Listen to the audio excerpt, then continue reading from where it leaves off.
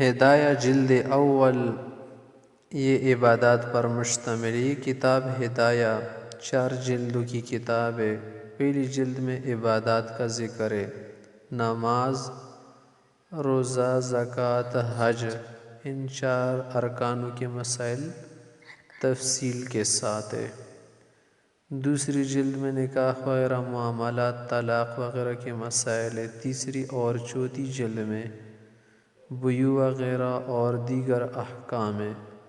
تو پہلی جلد جو ہے نا ہدایہ اول، اس میں عبادات کا ذکر ہے کہ عبادتیں کس طرح ادا کی جائے۔ نماز ہے، پھر نماز کے لیے طہارت کی ضرورت ہوتی ہے نا، طہارت صغریٰ بھی ہوتی ہے، کبریٰ بھی ہوتی ہے، یعنی وضو، اور اس طرح سے طہارت کبریٰ غسل کو کہتے جب غسل واجب ہو جائے۔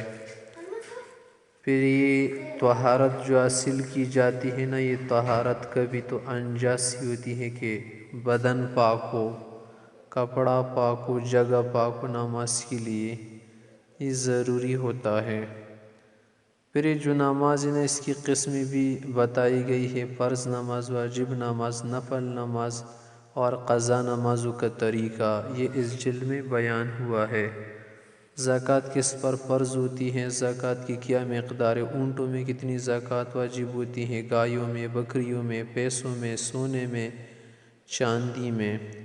پھر روزے کا ذکر ہے، کون سا روزہ واجب ہے، کون سا فرض ہے، نفل روزے وغیرہ کا بھی ذکر ہے، رمضان کے مسائل، تراویح کے مسائل، اور روزہ کن چیزوں سے فاسد ہوتا ہے، کن چیزوں سے فاسد نہیں ہوتا، کن چیزوں سے مکروہ ہوتا ہے، کون سی چیزیں مستحب ہے وغیرہ۔